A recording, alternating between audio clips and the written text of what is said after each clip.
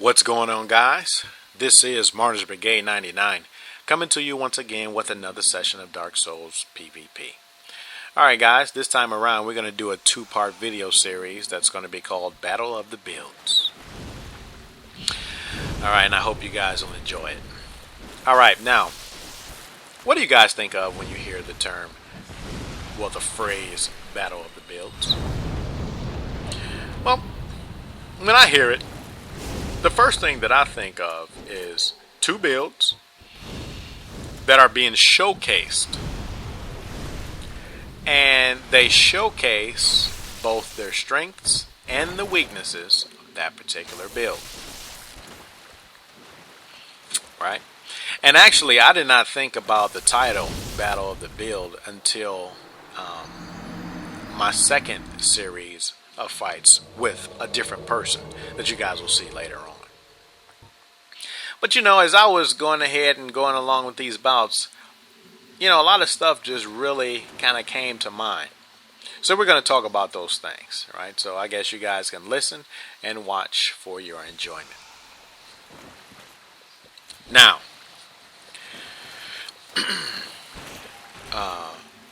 after this particular bout, I'm going to be using my Faith Mage or my Battlecaster. Good old Triple here will continue to use his Pyromancer. Now, in the series titled Battle of the Builds, you should expect him to maximize the usage of his Pyromancer, and for me to maximize the usage of my Battle Mage, or Faith Mage, whatever you want to call it. However,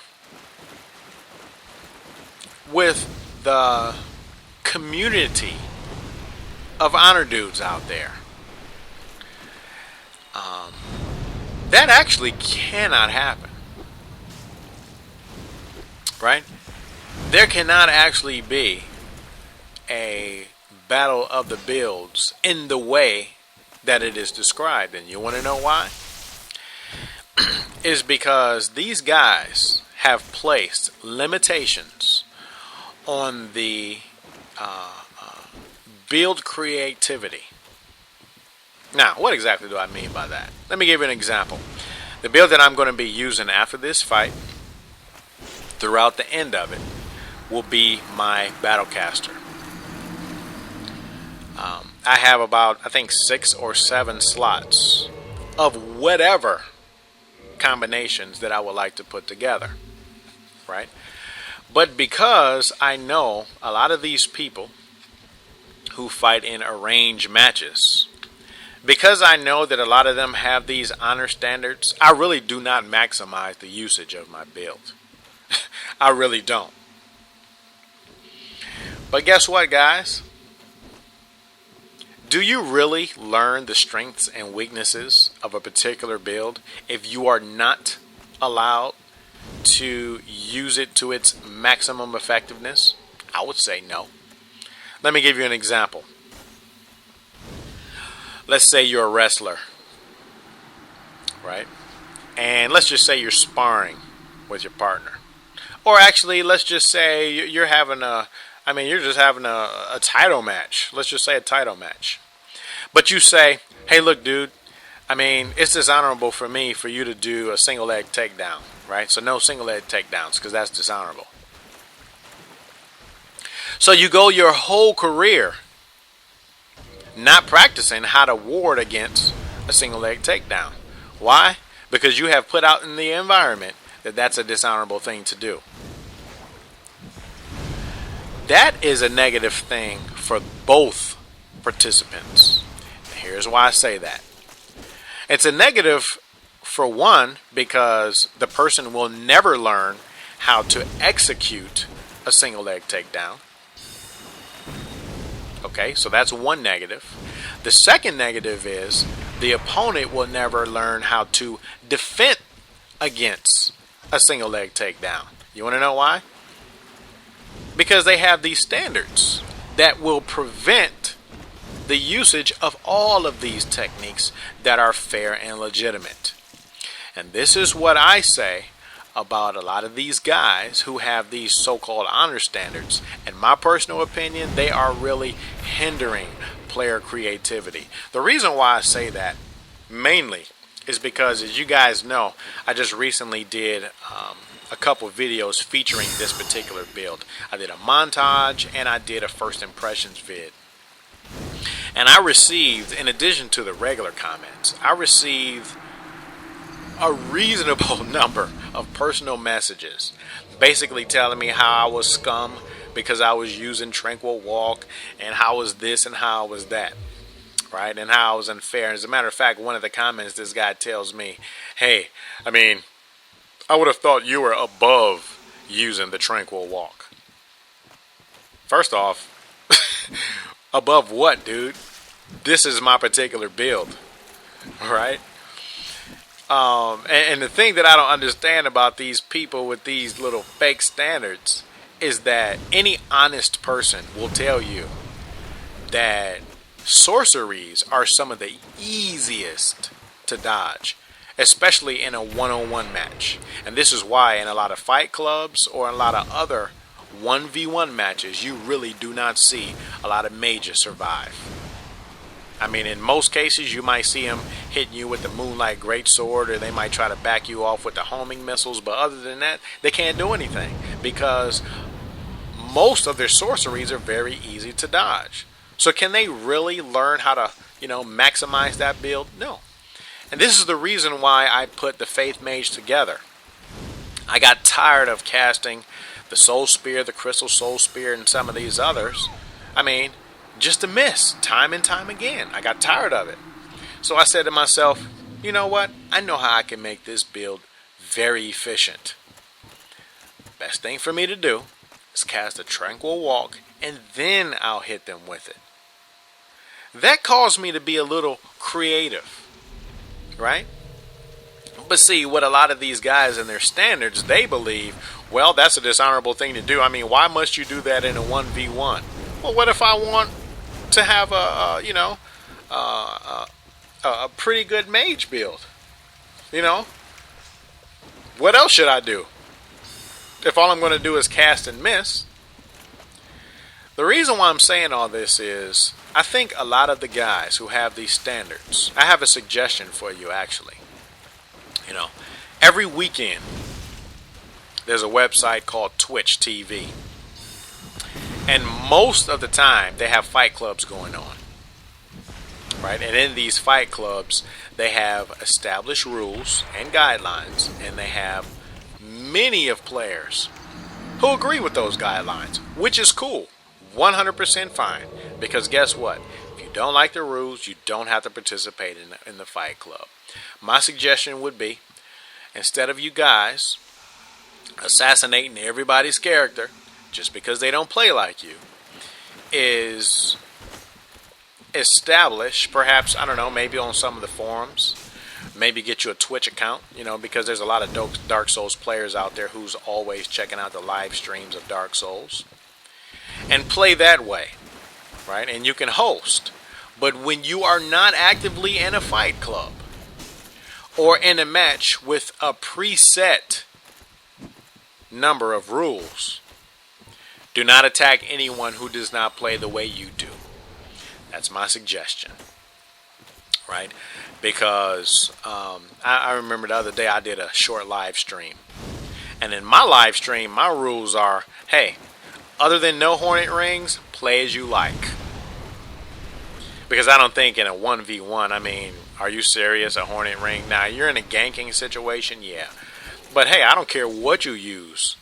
You can use a Tranquil Walk. You can spam Wrath. You could try, right? But guess what it's going to do in return? It's going to make me a better player because I'm faced with a myriad of situations and I have to learn to deal with them. So my suggestion would be to all these guys who like to character assassinate and send messages and saying you did a Tranquil Walk or you did this 2 or 3 times, you're dishonorable, is to stop doing that and participate in fight clubs. And when you're not participating in fight clubs, then you guys need to go ahead and maximize the use of your builds.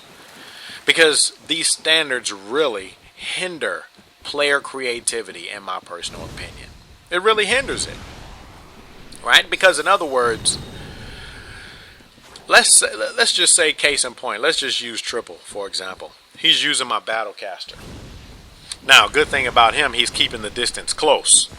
So even if I were to use all my castings, I would still have to be, very mindful of what to cast in what order to cast. Right? Because, he's just popping off those pyromancies. Like left and right. The good thing about that is it would teach me how to tactically and strategically cast. It would also teach him how not only to defend against what I'm doing, but how he needs to, his method of engagement when faced against a player like mine. Right? So, I'm going to make this formal announcement. So, this is to all the guys that, you watch my channel, you check me out, and maybe sometimes you may catch me out in an invasion. From this point onward, unless there is a preset number of rules and guidelines, I am maximizing the use of every one of my builds. Every one of my builds. Now, if you don't like it, don't message me for a one-on-one. Because I do not want to hinder a player's skills. I do not want to hinder a player's creativity. And I do not want to hinder a person's attack and defense strategies when faced against various builds. So enough about that rant. Now, my disclaimer about that, I don't want you guys to think that because I just so happen to talk about it, that, the issue came up in these bouts. It didn't. I just so happened to think about this subject as we were doing the Battle of the Build series, because I was just sitting there and I'm like, hold on. I should be able to cast whatever I want to cast. Right? But because I know that a lot of these guys have kind of like these these unofficial standards that they expect everybody to play, and I'm not saying that about triple. I'm just saying, generally speaking, people kind of have these unofficial standards that they expect everybody to play by. Because I know a lot of people do that. That's the only reason why in some cases I don't play, I really don't play my builds to its max effectiveness. But from now on, I will. Because I want all Dark Souls PvP participants to get better. And the only way you're going to get better is by learning all the attacks, all of the strategies of an effective build. That even includes a chain backstab attempt. Now, why would I say that? Guess what, guys? Will you really learn how to defend against a chain backstabber unless you repeatedly get chain backstabbed? No. You're not going to learn how to do it. You're just going to be sitting here complaining about how dishonorable it is without saying, you know what? You keep trying to chain backstab me and let's see what's going to happen.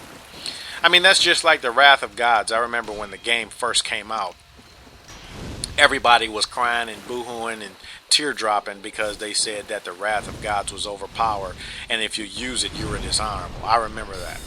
And for a lot of you guys that have had the game since its release, I'm pretty sure you're familiar with that too. But guess what, guys? As time went on, you want to know how people learned how to jump through the Wrath of Gods? It wasn't because they had this standard about, you're dishonorable if you use it. No. Somebody kept getting the Wrath of Gods, and they finally figured out, guess what? I no longer have to worry about this because I've learned how to fend against it. Thereby making all of the players better. But guess what? If people had this self-imposed pressure on them to not use Wrath of Gods out of fear of being, having their character assassinated, no one would have figured it out, guys. Right? Alright, so that's just a little long rant and food for thought with regard to builds. Alright, now, with regard to triple, I really need to find me a high-speed pyromancer. This guy is on fire with this thing. He's pretty effective with the castings. Now, what do I mean by effective with the castings? I am not necessarily talking about just hitting the cast button. That's not what I'm talking about. What I'm talking about is when you have several attunement slots. And I had to do this for my faith mage. You really need to see. It's not just filling your attunement slots with the castings that you want. It's not just that. You have to figure out what your attack strategy is, and therefore arrange them in a certain order. Right? Like, for example, some guys, they may hit the fire surge, and let's just say immediately after fire surge you want to hit a great combustion. Well, guess what? You need to arrange those pyromancies in that order, right? Because it's not really efficient if you have, let's just say, a fire surge, and then you have a fire tempest, and then you have a great combustion, and then after that you have something else. No, because you have to keep pressing buttons. You don't want to do that. You want your builds to play as quickly and as effectively as possible. And that's one thing that I'm noticing. He has had a lot of practice with this build, because I mean, he is doing a super awesome job at casting. So I'm going to have to go ahead and bite this style because it's pretty effective. Right? And I noticed that the whole time I was playing him, because it was kind of like not only not only was he following up with the castings, but he's using a Balder sword that's super fast and kind of unpredictable. Now, one thing you will notice about his attack strategy, well, actually, I'm not going to say his attack strategy. I'm just going to say about me with regard to fighting him. I am not throwing out any parries. The reason why I'm not, see, you guys just noticed right there, the reason why I'm not is because these pyromancers are very dangerous. Because it is hard to determine if they're going to hit you with a great combustion, or if they're just going to hit you with a regular attack. And those great combustions are very strong. In most cases, they can hit you for like nearly 500 damage. So this is one of the reasons why I do not prefer the blind parry method. Is because, you know, a guy like this pyromancer, I mean, do you really want a chance running up to him when he's got that flame going on? Well, no, I don't. Especially when they're using that bellowing crest ring, which boosts pyromancies and other magics. So yeah, he's had a lot of practice with this, and I think I'm going to go ahead and tighten me up a pyromancer myself, because this is a very effective build. And as a matter of fact, I'm inclined to say that the pyromancer is probably one of the most dangerous builds out there. The thing about it is, I just need to find out the best way to do it, right? I mean, should I use one with very light armor to have the fast roll? You know, should I use the Darkwood Grain Ring? What pyromancy should I use exactly? I mean, there's a lot of things to consider. But, I mean, I'm going to do it because this guy's pretty effective. And that's where I let it get a lot of my ideals for builds, by watching pretty good players do what they do. And this is why I say this is a Battle of the Build series, because I think he's doing an awesome job at displaying the strengths of the pyromancer. Alright.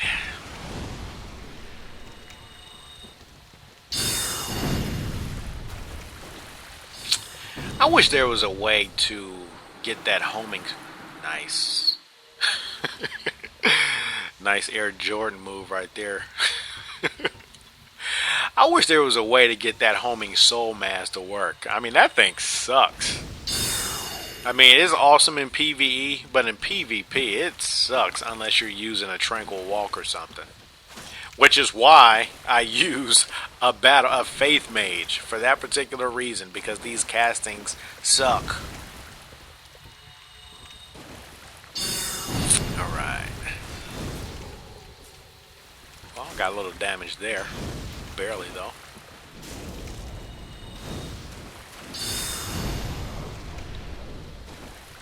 That guy's just popping off with those pyromancies. You guys notice that?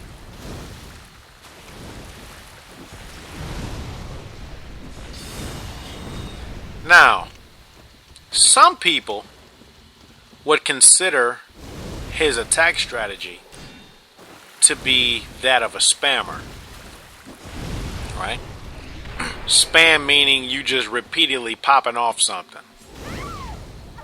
This particular argument goes exactly into what I was talking about earlier. I really don't see him as a spammer, right? And even if I did, by playing a person like him, I am learning how to defend against these type of players, right?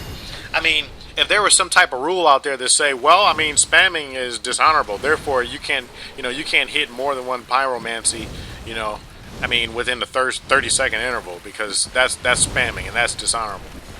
Guess what, guys? The more I play a player like him, I am actually getting better. You want to know why? Because I am learning how to maneuver. I would be learning how to defend. I would be learning how to time my attacks in between his casting. But if we were to have this little, unofficial standard, I wouldn't be learning anything. I wouldn't. And actually, to the extent that I continue to play against Triple, or players like Triple, I think it would make me a better player against pyromancers. Now, this is not only with regard to attack and defense strategies, but also with regard to armor selection. Right? Because now that I am noticing that he does a lot of casting, I probably should have used the Black Knight set, the Black Knight armor set, because as most of you guys know, that has huge fire defense. And I think I probably need to stock a lot of those armors, because one thing about me, once I pick a build, I'll get like 2 or 3 armor sets, and that's it. I kind of delete everything else or just drop it or don't use it. But playing against players like this, you definitely need high fire defense. Alright. You guys notice those combinations?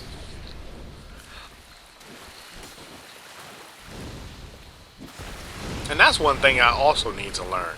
Because I tried to do a lot of parries, it is very rare that I am going with just a weapon in the pyro glove. Usually, I'm kind of switching back and forth and whatnot.